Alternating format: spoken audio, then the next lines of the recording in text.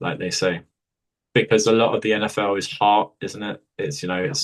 it's one. Um, I don't like bringing him up, but Brady was drafted what 199th overall, and how much did he get there because of talent, and how much did he get there because of like want and just sheer like fu kind of mentality of like, yeah, I'm going to prove to you. So let's hope there's a little bit of that in our Shedeur Sanders.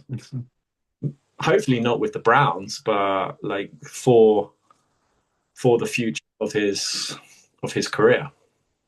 Yep. What what do you make of that whole Sanders thing? Like, I just couldn't believe it.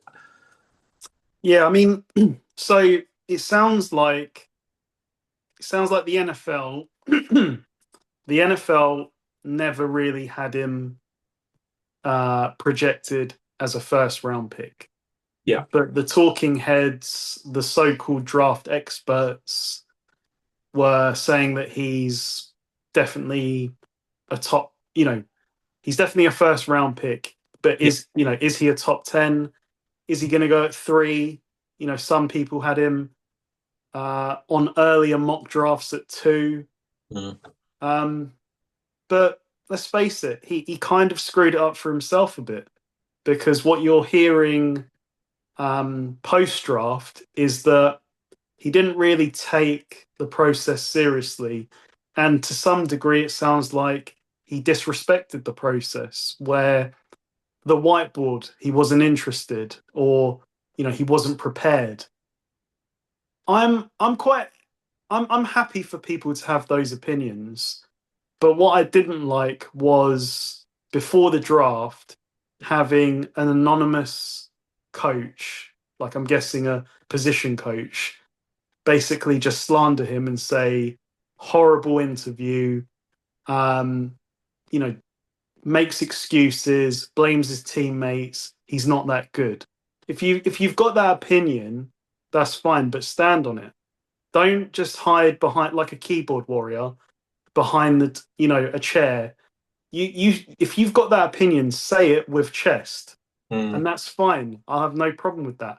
But to sort of do that anonymously, just before the draft, I think was a cheap shot. I So if think you've got that opinion, no problem, but yeah, stand on it.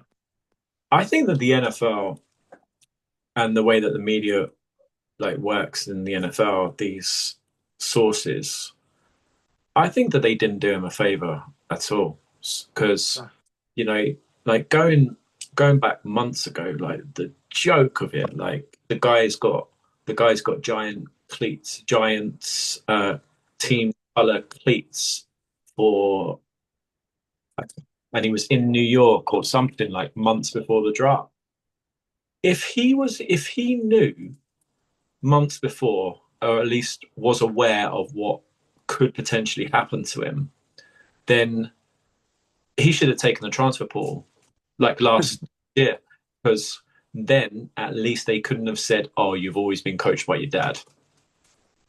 So in effect, like, we don't know if we can coach you because your dad kind of not covers for you, but like, protects you, and because they're not his father, like they, and that's the concerns that clearly have come out, that we don't know if we can get you to focus and to play. And yeah, I think Sanders would look back and say he should have transferred for his final year before entering the draft. And he could have gone back. He wasn't a senior. Yep. I think this year he was a junior.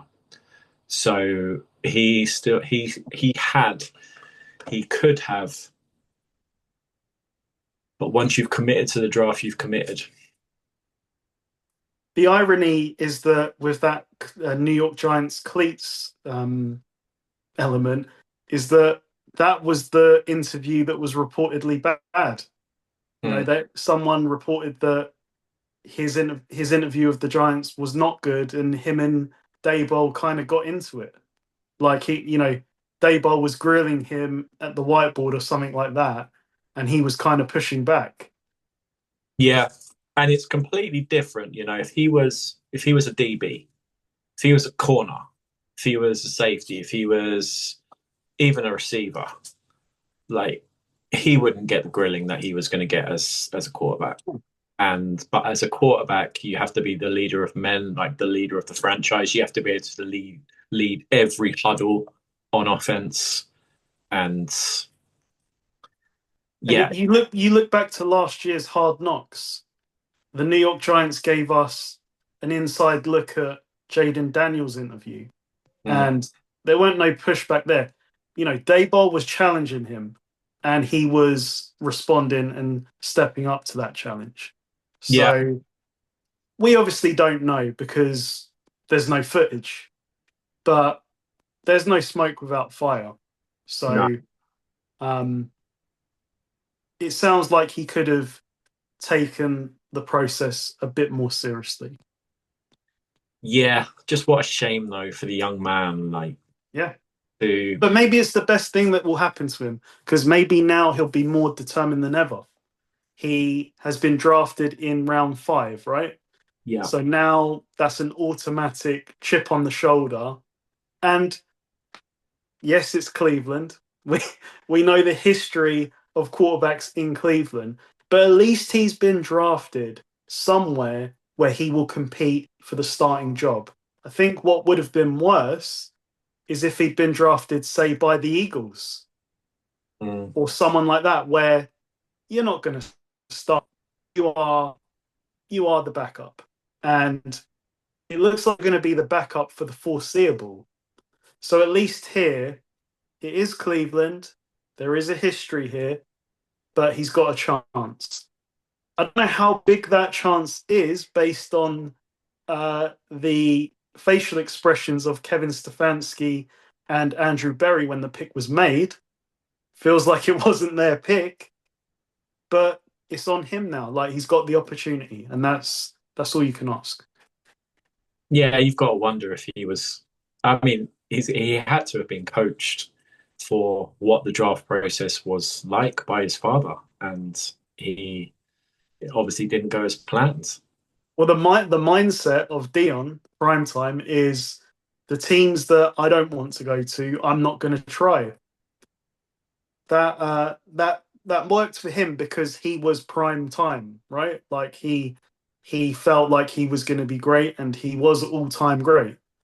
Yeah, But we're in a different era now, and if that was part of the approach, not a good approach. yeah. The NFL, like they have got history in this kind of thing. Like I go back a few years to, and I don't want to get into the subject, but the Colin Kaepernick situation, and they when they decide on you, like that's it, and they clearly decided, and it only takes one. It only takes one. It only take It could have just been like that one insider on the Giants franchise who talked to somebody who talked to somebody, and it then spread around the league, and you know then suddenly we don't want him to start, we want him to be a backup. Okay, well, we don't want the backup to have more media coverage than Yeah, team as Deion Sanders' kid. So we just don't want this.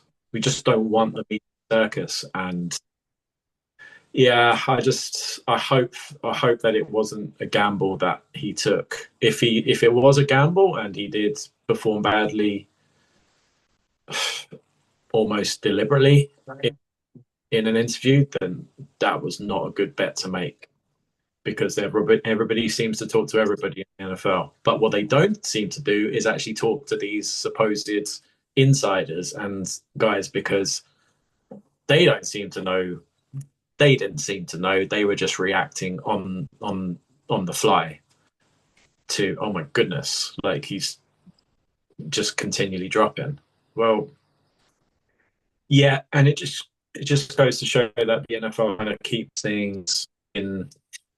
They'll tell you what they want to tell you, but these guys it's their professions to get snippets of information from these franchises, and I think the franchises are very clever and very strategic in what they tell and what they allow to get out. Because the only word about Sanders was, what was it, coming out in the last couple of weeks before the draft, that potentially he could drop, and then he wasn't going to drop below the Saints. Then it accelerated, and then, oh, but he definitely won't drop below the Steelers at 21. Yeah. And then maybe somebody's going to jump the Steelers because they know that the Steelers are going to take him at 21. I don't remember many people saying that he was going to. A couple of people, to be fair, did say, I think I heard Chris Sims say that, yeah, he might drop out in the first round. But it was only 2 or 3 people I heard say that he could potentially drop out the first round. And then you hear, like, literally the week of the draft, Jackson Dart is likely to be picked above Shedeur Sanders. Yeah. So, just going back to your other point, Chris Sims talked about his time at the Patriots and how if other teams were talking up a player they didn't like, to just they were told just go along with it. You know, oh, this guy's great. Well, we think he's trash, but we'll agree with you. Yeah, he's great. Just to get the, drop those seeds that, oh, the Patriots. I spoke to Sims at the Patriots. They seem to like him as well. That probably happened with Sanders as well, like where everyone's saying he's going to go top 10, and everyone around those picks is sort of saying, we're interested, just so that they can get their real, the player they really want. Yeah, because look, when the NFL wants something, when the teams want something to get out, what do? They just tell Rap Sheet, don't they? Or tell Schefter out there. And they tell them what they want to tell them. And they tell them because they're fully aware that every other franchise is like going to receive that same information. So, yeah, I mean, the Steelers apparently had a great visit. Sanders had a great visit with the Steelers. Clearly, he had a great visit with the Steelers, and these teams will still say afterwards, the real teams as well, like even, Tomlin didn't talk. I heard Tomlin talking about Sanders afterwards. He didn't talk. He still doesn't talk negatively about him because he won't. But I've heard other people speak not so highly of him now. And I think from a Steelers point of view, I think sadly, what this indicated was that Aaron Rodgers is going to be the starter. Because let's say that we take it at face value, Tomlin liked Shedeur Sanders.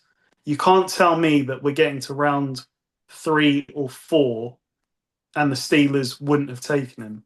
But of course, they know he's not going to be the starter because they've already hung their hat on Aaron Rodgers being the starter. So having Sanders as the backup, as you've said, you can't have that level of publicity, around your backup quarterback, especially when you're going to have so much publicity around your 41-year-old starting quarterback. So to me, it just felt like if Aaron Rodgers wasn't in the picture, I don't know, but I feel like the Steelers would have taken them. Yeah, I agree. But I think there are better gambles to be made. They're at least projected in advance. There are better potential bets to be made on next year's quarterback class than this year's quarterback class. And Sanders, I agree. Yeah, I agree. And Sanders, like getting drafted where he was,